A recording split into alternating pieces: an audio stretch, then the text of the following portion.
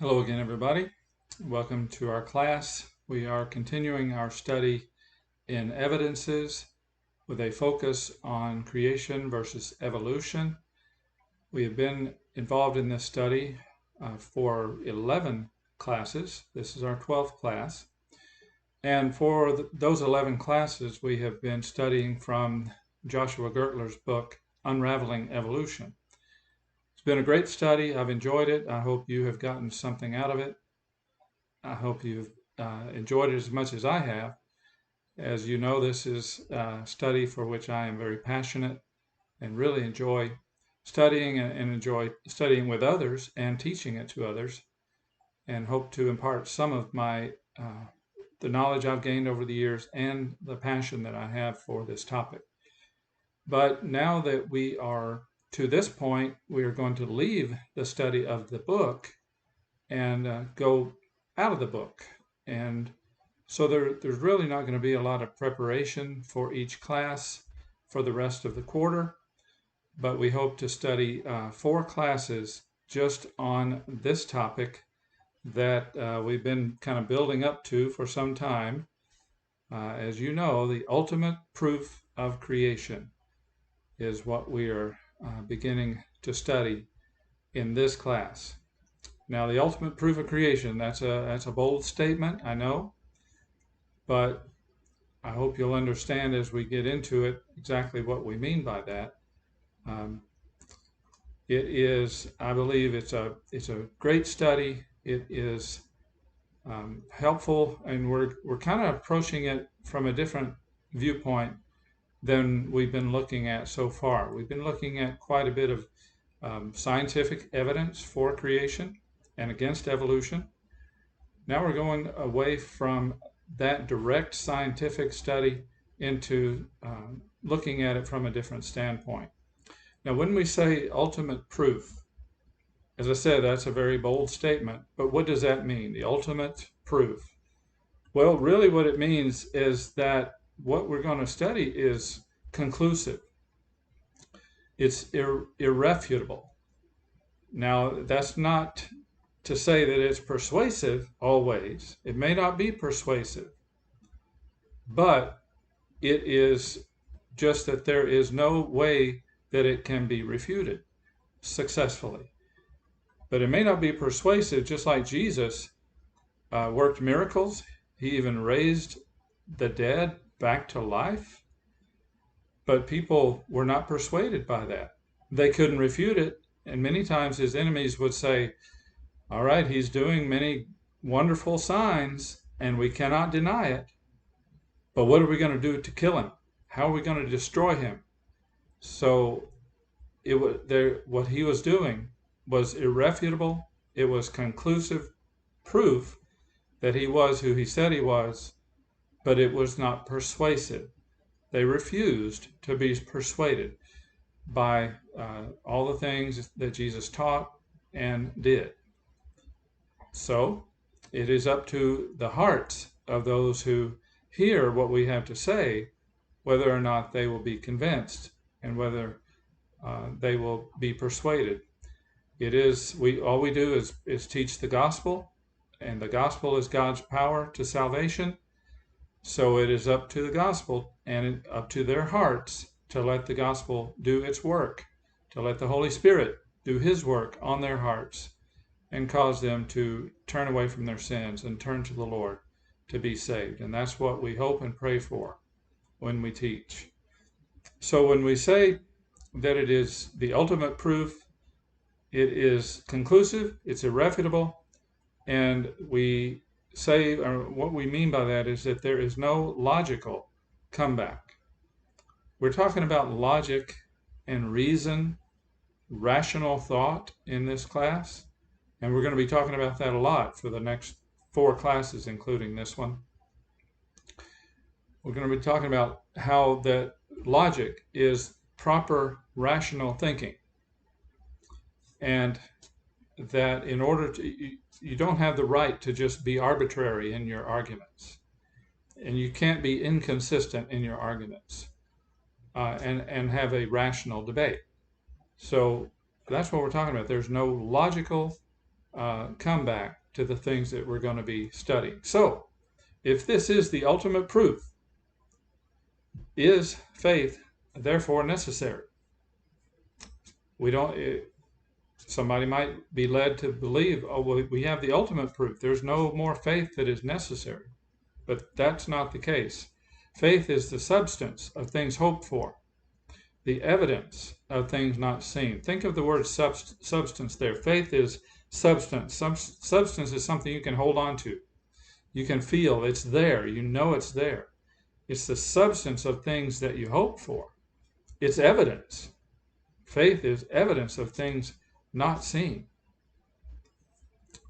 Hebrews 11, verse 1. And Isaiah chapter 1, verses 18 through 20. Come, now let us reason together, says the Lord. That's what we're talking about. We're talking about reason, logic, and rational thinking. Though your sins be like scarlet, they shall be white as snow. Though they are red like crimson, they shall be as wool. If you are willing and obedient, you shall eat of the good of the land. But if you refuse and rebel, you shall be devoured by the sword, for the mouth of the Lord has spoken. So he says, let us reason together, because the mouth of the Lord has spoken. You have two options. If you are willing to hear, and if you're willing to be obedient, then you'll be rewarded. But if you refuse, if you rebel, if you reject the word of the Lord, you'll be devoured. Options are clear. Let us reason together. So that's what we're talking about. We're talking about reason. So therefore, is faith necessary? Yes. Faith is necessary because it's the evidence of things not seen. It's the substance of things we hope for. But sadly, many people are not rational thinkers. And even more sadly, many Christians are not rational thinkers. Some say, on the one hand, some say science is all we need. We don't need faith.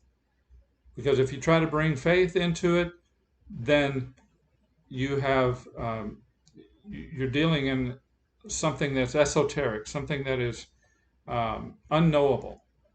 You're dealing with just hope and wishful thinking. But on the other hand, some say that all we need is faith. It's only a matter of faith and not reason. We don't need science. Some people have bought into the propaganda of evolutionists who say that you cannot mix religion and science together. And they have sold a bill of goods that somehow science and religion cannot be mixed together.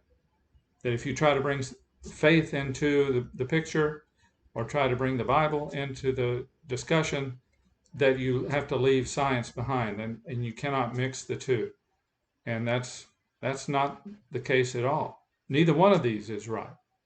Science and faith, science and religion go together very well because God is the one who makes science possible.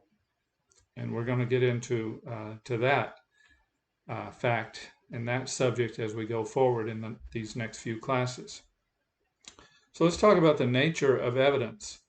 And we've been talking about many lines of evidence, in fact. Many lines of evidence that confirm creation. Now, they don't necessarily prove creation, but they confirm creation. Remember, we talked about the creatures that defy evolution. That's been one of my favorite things that we've been talking about in this class. Creatures that just defy any kind of evolutionary explanation. They cannot be explained by evolutionists, and for them to be consistent. They just defy evolutionary explanation. Remember, we talked about bird lungs that are completely different from reptile lungs, although they say reptiles evolved into birds.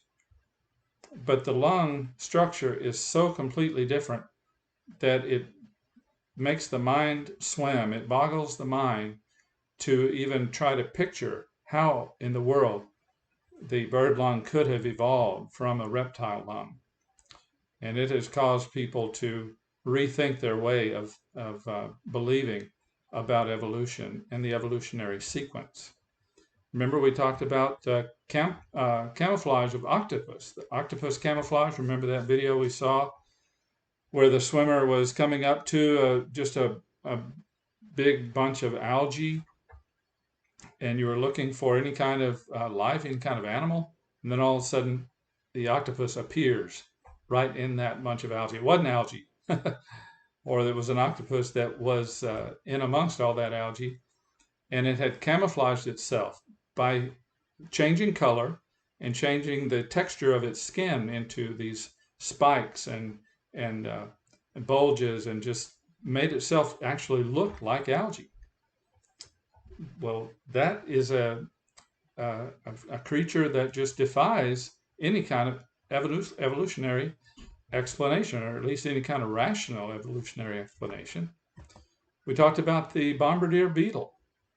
Remember the bombardier beetle, just a little half-inch long bug that has a little factory inside its body, and it mixes chemicals together and explodes this hot, gaseous, foul-tasting, almost poisonous, liquid, hot liquid, into the mouth of its predators, and it is able to escape. In fact, some animals will just grab the beetle into its mouth and just spit it right back out and go their way and try to get rid of that taste in their mouth. Bombardier beetle, that is an animal that defies logical, rational, evolutionary explanation. We also talked about the heartworm and how the heartworm reproduces, and how that in order for the heartworm to reproduce, it has to have a mosquito and a dog. It relies on the mosquito and the dog for reproduction and propagation. But supposedly, the dog and the mosquito evolved millions of years after the heartworm evolved. But it relies on the dog and the insect or the mosquito in order to reproduce. So how in the world could it reproduce for millions of years before the two animals that it completely relies on even evolved? Not possible.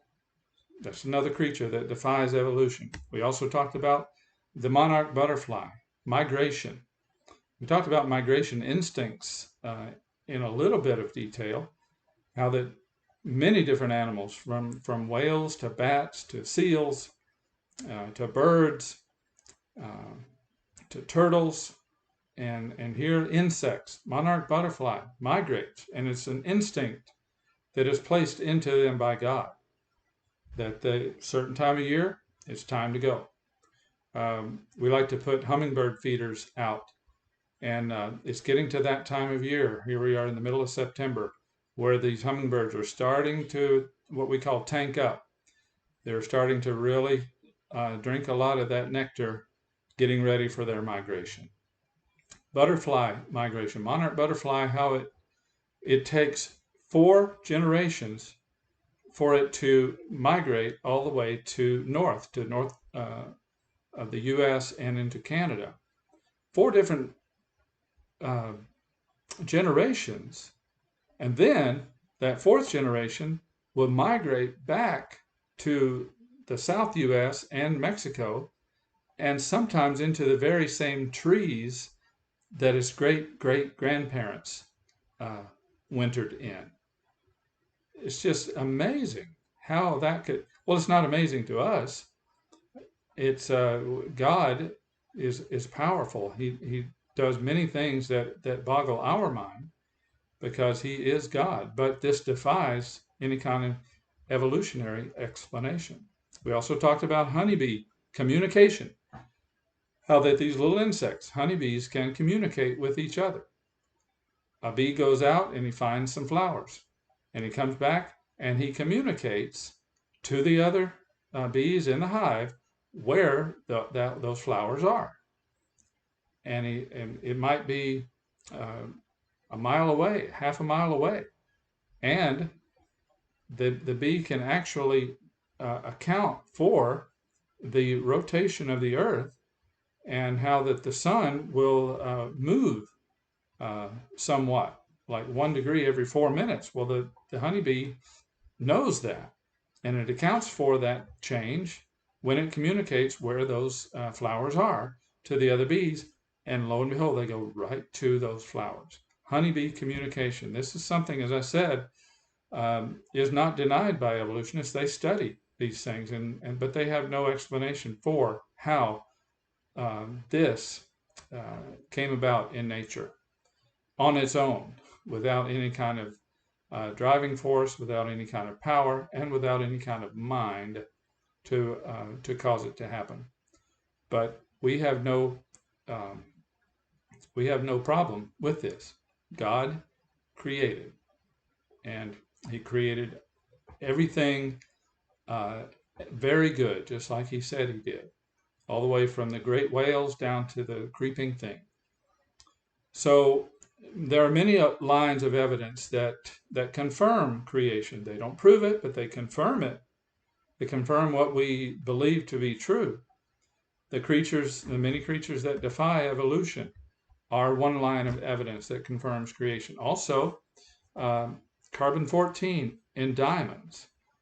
Well, the evolutionists will tell us that diamonds are 1 to 3 billion years old.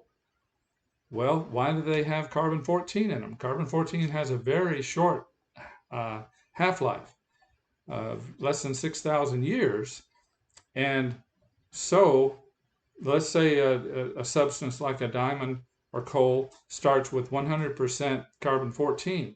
Well, after less than 100,000 years, that carbon-14 has changed into nitrogen, and there should be zero carbon-14 left in that diamond. Well, there has not been a diamond studied, as far as I have been able to determine, that did not have carbon-14 in it. Why is that?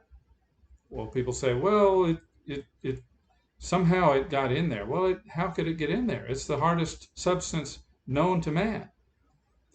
It's easier to believe that the diamonds are not billions of years old, because you have to devise some kind of explanation.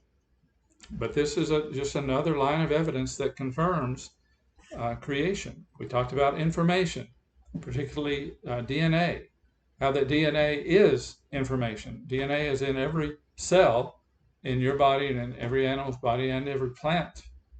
And that information is what allows the reproduction to take place and to be not a carbon copy, but a close copy of the parents. But where did that information come from? We talked about how that, according to information theory, information must be traced back to the mind of the sender. So as you continue tracing it back, well, where did that information come from? Well, it came from this one. Well, this information came from that one. Like, let's say DNA. Where did your DNA come from? The information in your DNA came from your parents. Where did that information come from? That DNA? Well, it came from their parents. And it continues going back to Noah.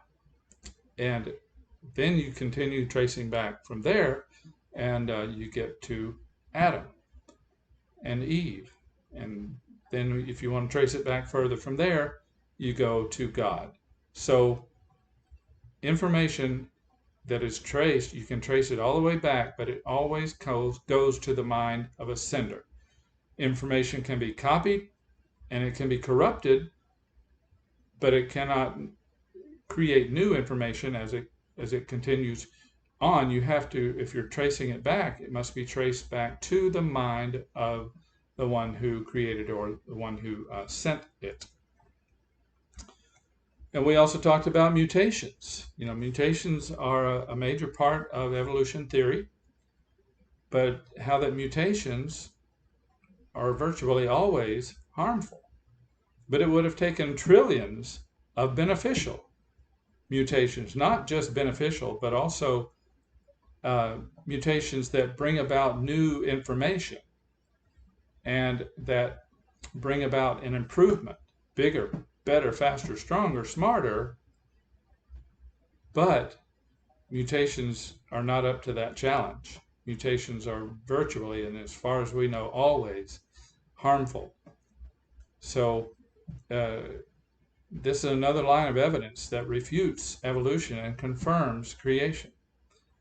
We talked about irreducible complexity, how that if evolution is true, then there were just many, many eons, many years, many hundreds and thousands and even millions of years where a creature was evolving, or a structure in a body was evolving, like let's say the eye, and it was useless. It was useless. It was, as it was gaining more and more and more parts and pieces, it was not anything at all. It was useless until it gained that last piece of irreducible complexity. It has to be fully together or it's completely useless.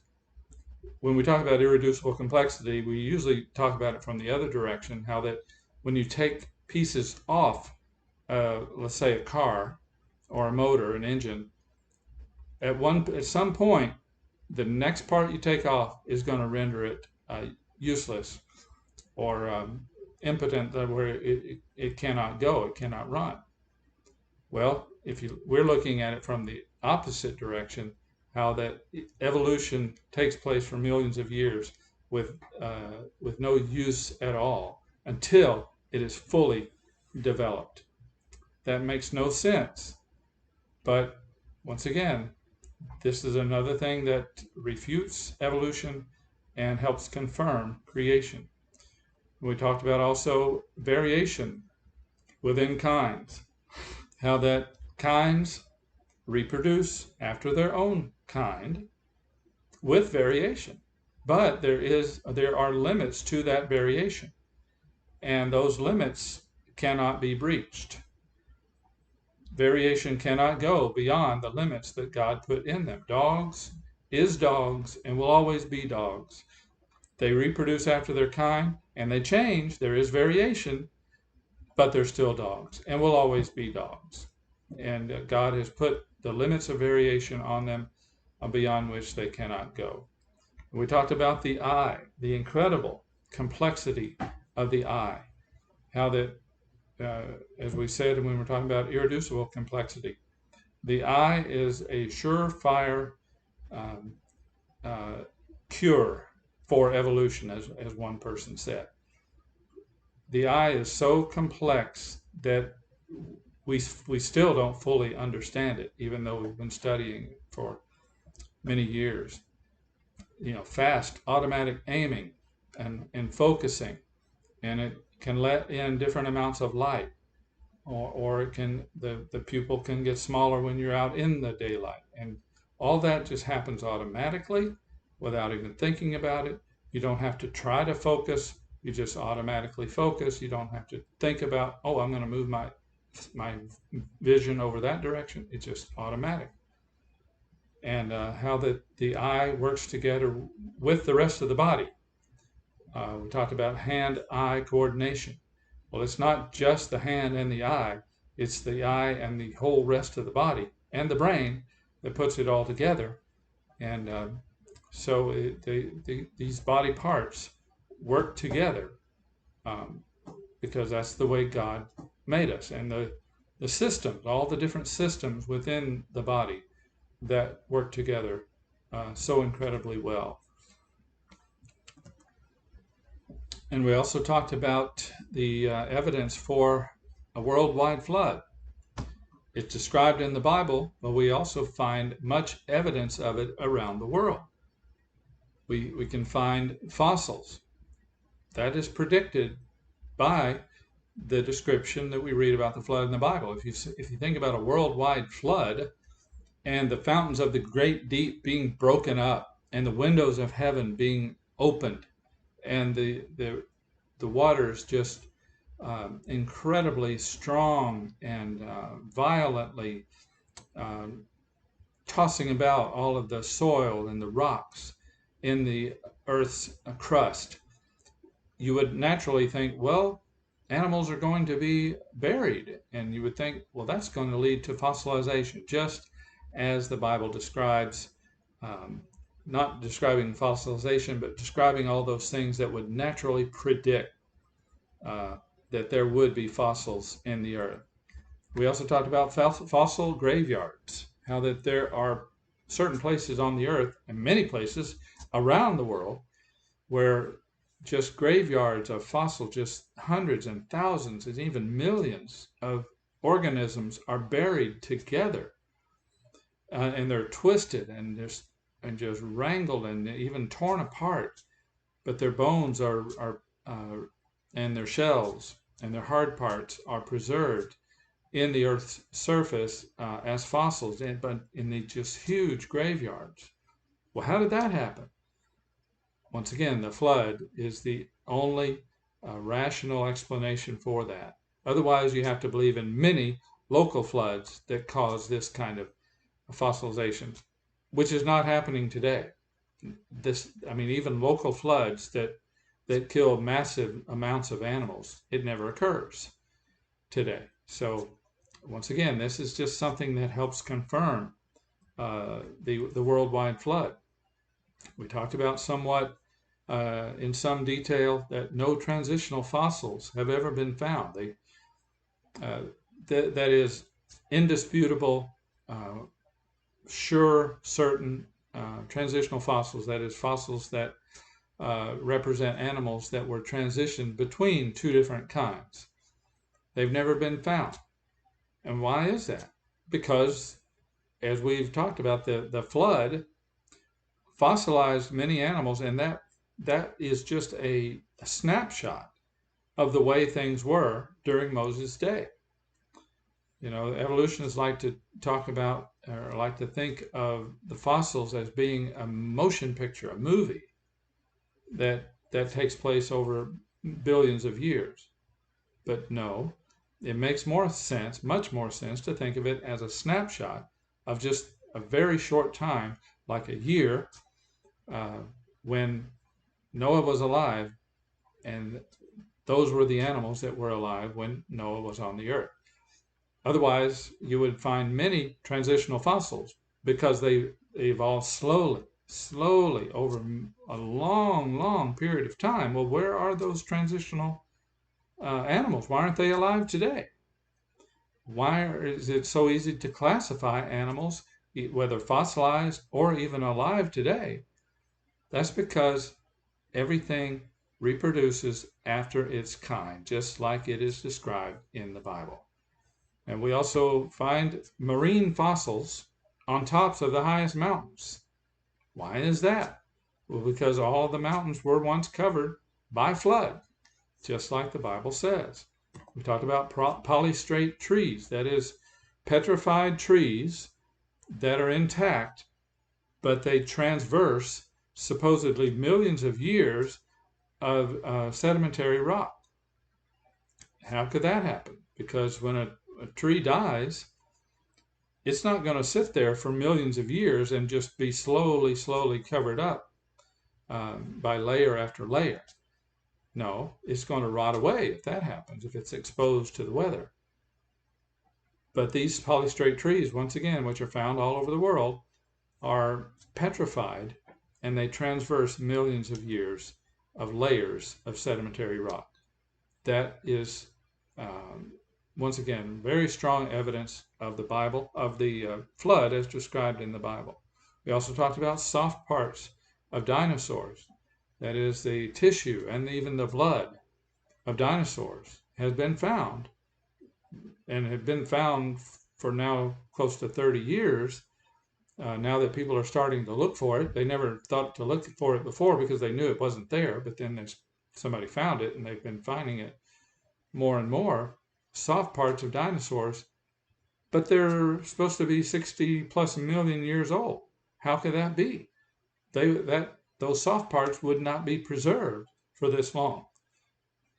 Well, that is evidence of the flood of 6,000 years ago as described in the Bible. Once again, that confirms what the Bible says. We talked about sedimentary rock, how that sedimentary rock is just layer after layer that is laid down by water, which everybody knows, even evolutionists know that, but that it covers most of the surface of the earth. Once again, that is a line of evidence that confirms the biblical description of the flood. But how that these layers are smooth, one layer right on top of another with no, here's a new word, we talked about it a little bit, bioturbation. Just think of the word biological, and disturb, that is any kind of activity, biological activity that might disturb the layers or disturb the surface of the earth. Well, there's layer upon layer upon layer with no biological activity between them. They are, as Mrs. Sexton says in her music class, smooth and connected, smooth and connected. How that, so there's no roots, there's no trees, there's no grasses, there's no animal activity like burrows and holes that are dug between the layers. They're all just smooth and connected. Well, that is what we would expect by the biblical description of the flood. We also talked about rock folding, how that some sedimentary rock is not straight and flat and horizontal. It is twisted and bent and curved and even sometimes vertical. Showed pictures of some vertical sedimentary rock, pictures that I took up in outside of Chattanooga. Well, how did it get that way? How did they get vertical or bent like that? Well, obviously that happened when the soil was wet and soft, and then uplifting caused it to be bent and twisted like that, and then it set and hardened into sedimentary rock. Well, once again, the only scenario that could account for that is the biblical flood, the worldwide flood. So with all of these lines of evidence, so many lines of evidence that we've talked about in this class, for 11 classes, we've gone into quite some detail, but we're really just scratching the surface of all the evidence for creation and against evolution. So with all of these pieces of evidence, why are they not convinced? Why do they not come running away from evolution and say, you've convinced me, you're right. I believe the Bible. I believe the narrative in the Bible of God's creation, that evolution is just devoid of any kind of proof. Why are they not convinced? Well, anytime we bring up a piece of evidence, they have what they might call, or what we might call, a rescuing device. For instance, carbon-14 in diamonds. How could that happen? We say, remember, carbon-14 is supposed to be billions of years old, but diamonds are supposed to be billions of years old. Carbon-14 is a maximum of like 60,000 years old. So how is there carbon-14 in diamonds? Well, they say, well, we don't know how it got in there, but it must have been something leaching, or it somehow it penetrated into the diamond. Of course, we say, how could that happen? It's the hardest substance known to man. Well, we don't know yet. We're working on that. We're doing experiments, but we'll find out. Just give us enough time. That's a rescuing device. DNA information, how that you trace DNA all the way back, and it always comes to the mind of a sender, and DNA can be copied, but it cannot be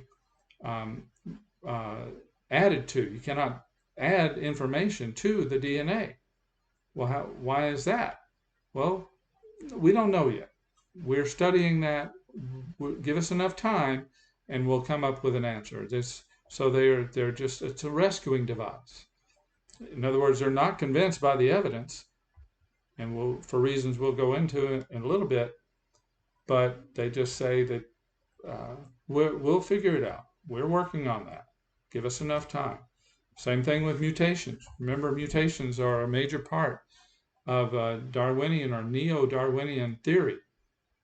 Well,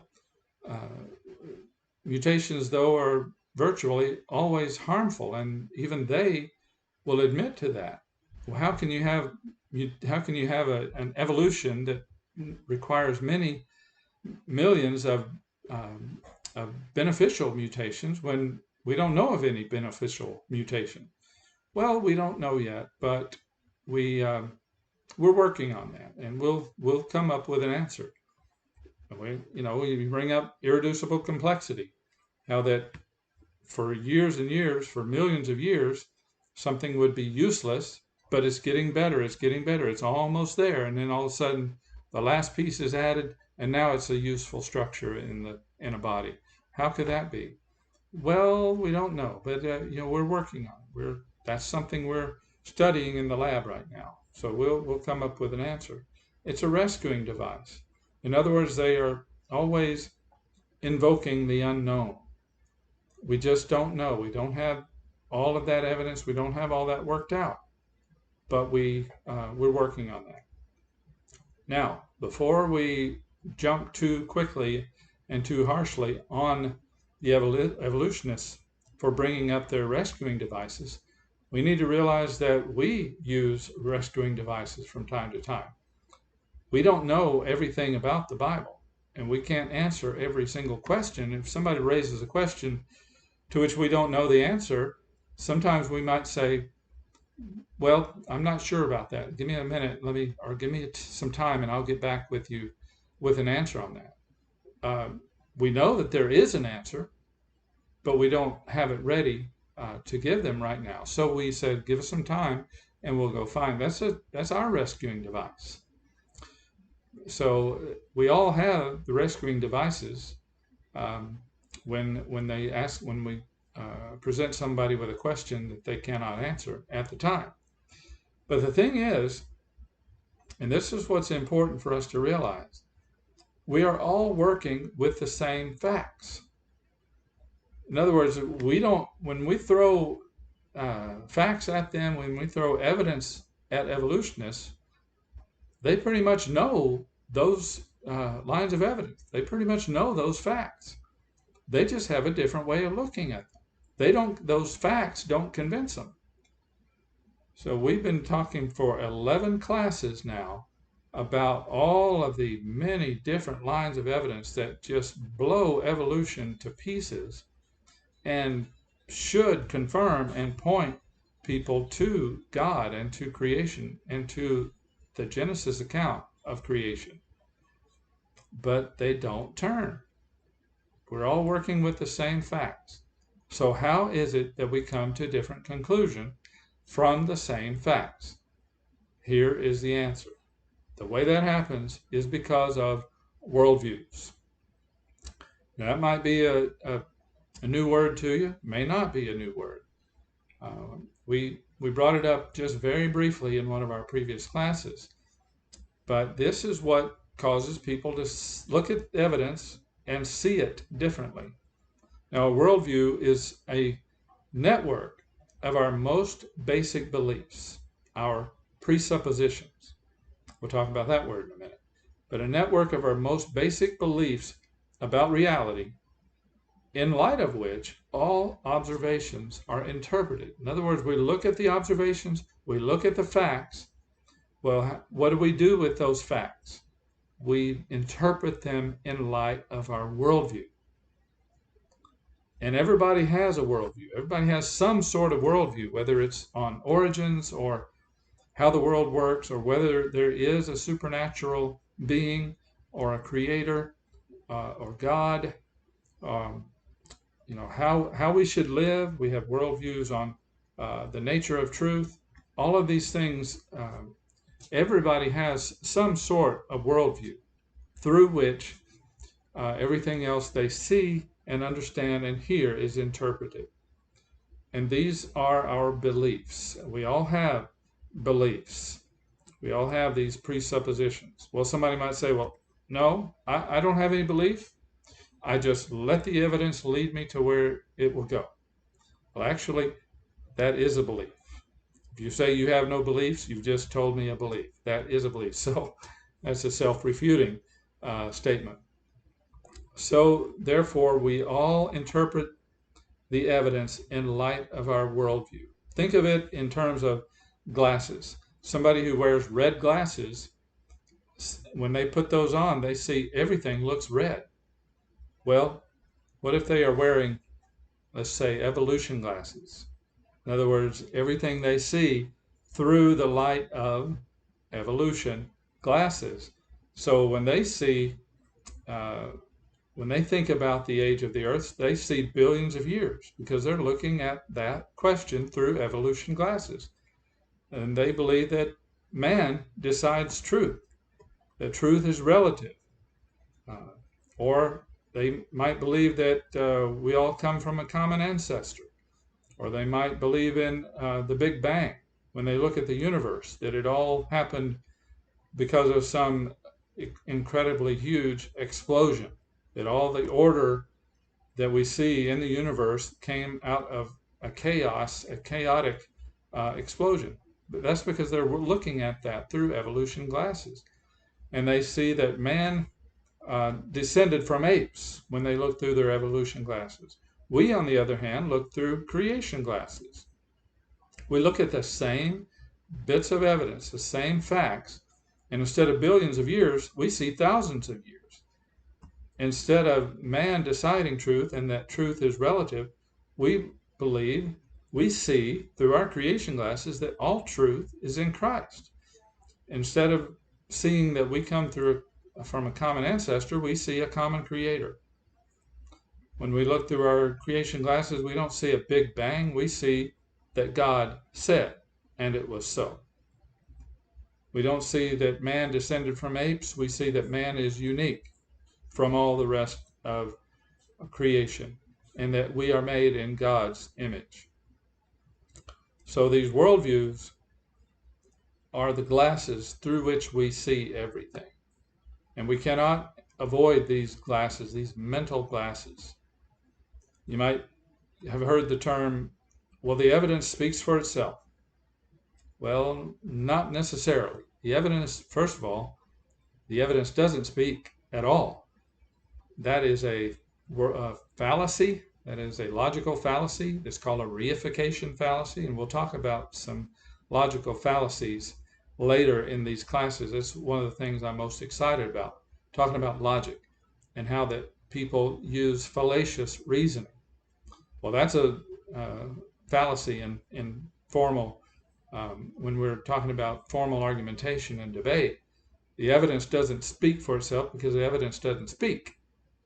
We just see evidence and then we interpret it based on our worldviews. Like, for instance, let's give a for instance. Let's say a magician. A magician takes an elephant and he makes it disappear. And wow, that is astounding. That's amazing. Did the elephant really disappear? Well, we think about that, and our worldview tells us, no, that is not possible. It looks like it happened. Our senses are telling us that the elephant really did disappear, but our worldview kicks in and takes over and wins and says, no, the elephant didn't actually disappear. Or we might hear reports of a UFO, or maybe even a UFO abduction or alien abduction.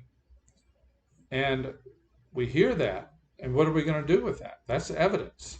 So what are we going to do with it? Well, our worldview kicks in and says, no, we believe that God created the earth to be inhabited. We believe that Jesus Christ died for the sins of man, the sins of the whole world, not the sins of the whole universe, but that men only live on the earth. So our worldview kicks in when we hear anything about a UFO. We don't believe that it happened because our worldview, it might be very convincing evidence, or they may speak with great passion about their seeing this UFO or being abducted by an alien. But our worldview, the glasses through which we see, tells us, no, that's impossible. That did not actually happen. Well, what about like very simple example, which is a stick in the water? If you take a long stick and you put it in the water kind of at an angle, it looks like it's bent because of light refraction and everything. Well, our senses are telling us that it is bent. But then we might even reach out and touch the stick and we can see, well, no, one sense is telling me that it's bent and another sense is telling me it's not. So which is it? Well, our worldview kicks in and says that's impossible. Just by sticking it in the water, a stick is not going to bend. So our worldview wins out, even though we may believe or may see with our eyes that it looks like it's bent. So you see the importance of worldviews, how that they do win out when we're discussing or looking at the evidence. So we talked about presuppositions and how that a worldview is a network of our presuppositions. Well, what are our presuppositions? A presupposition is our most basic beliefs about reality.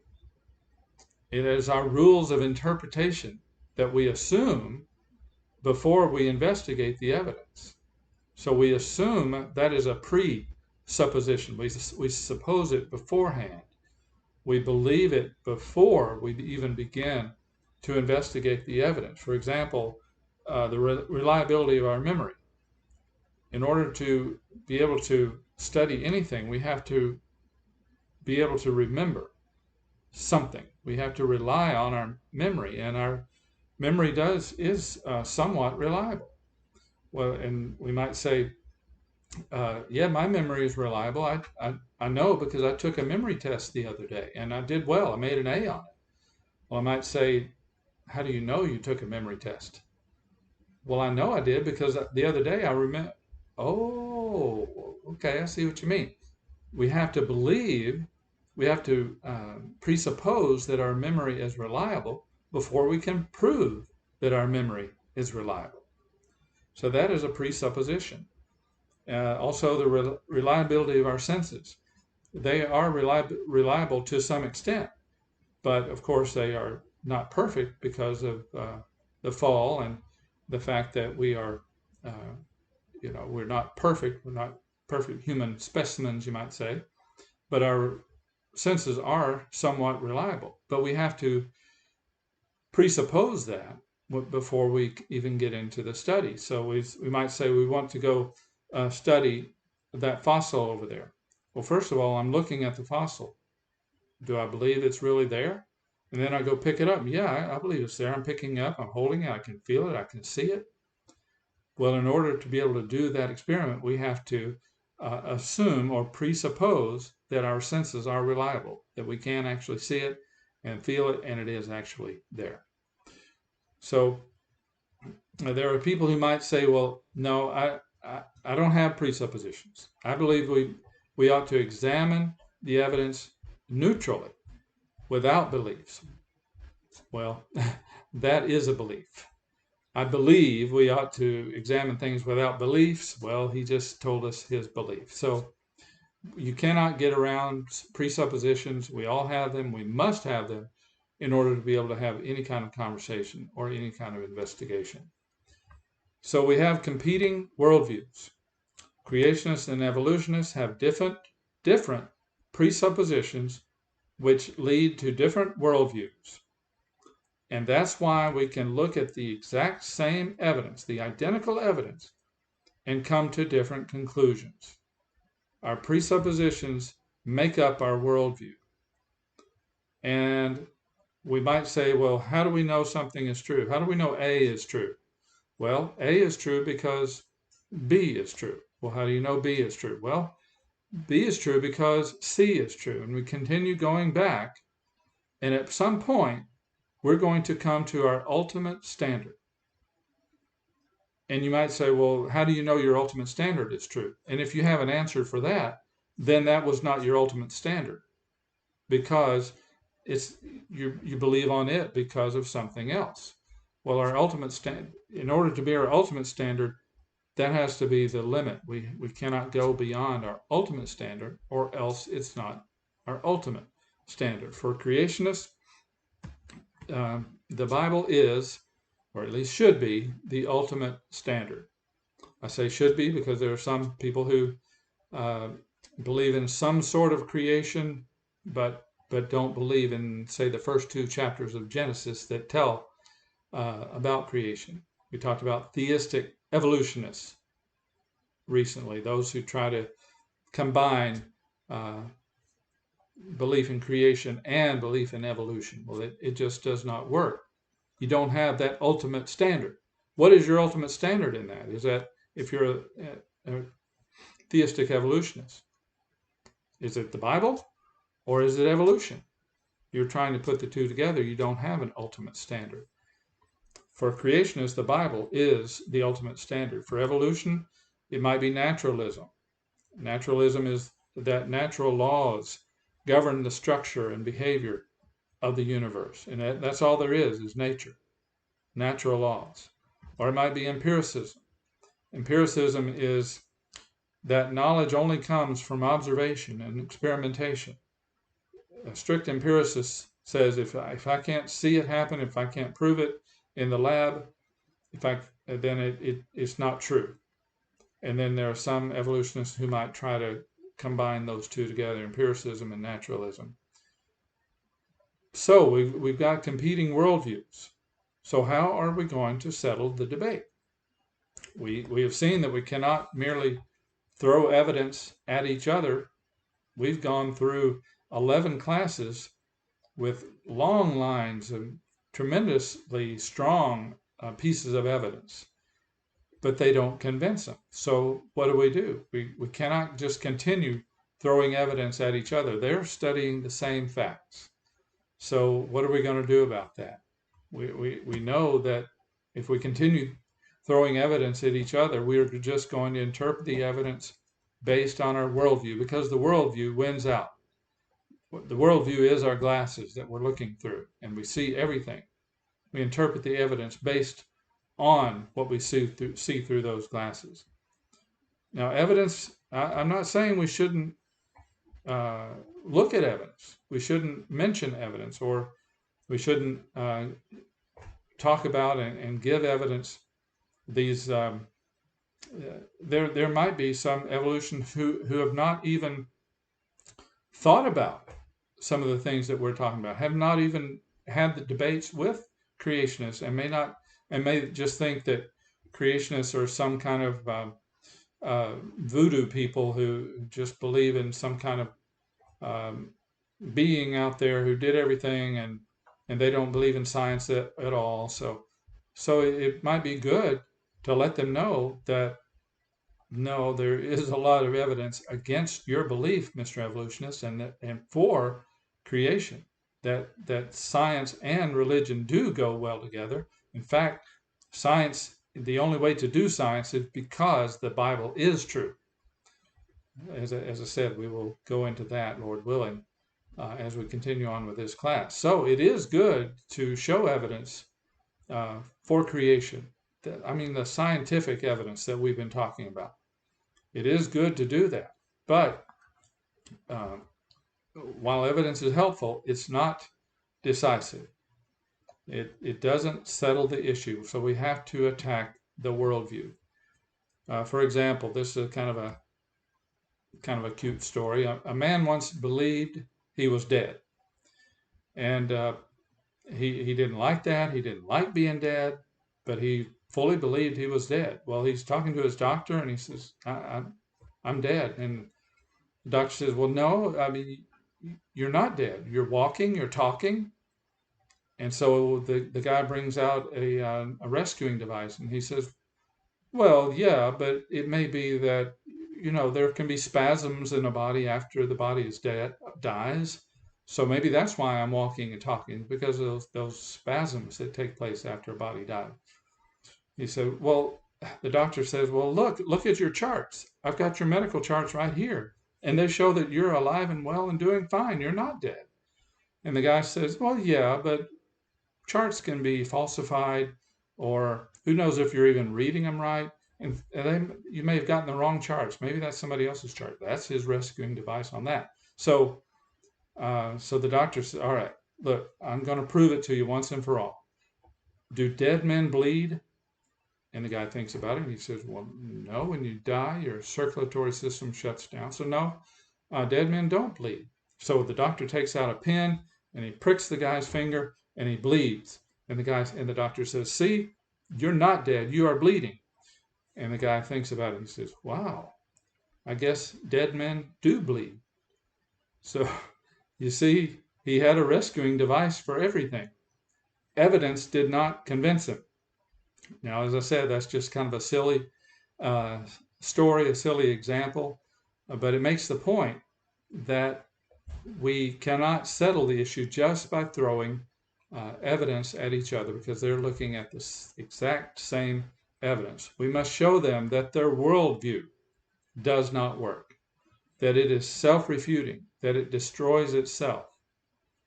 And that's what we plan to do over the next 3 classes.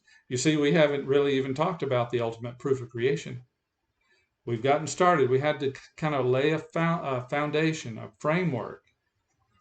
And coming in the next few classes, we'll be talking about the ultimate proof of creation and how that we can actually attack, that is, show them that their worldview is inadequate to explain everything, and that the only worldview that makes sense of all the evidence is the creation worldview. So I'm looking forward to that. We're going to bring this to a close. I appreciate your time, and hopefully that this lays a foundation and whets your appetite for more as we go forward. When I send this video out, I'm going to also send out an outline so that it kind of repeats everything that we've shown on these slides in this class, so that you can maybe go over that before the next class and be ready to jump into our next class on Wednesday night. Appreciate your time, and God willing, we will see you next time. Thanks.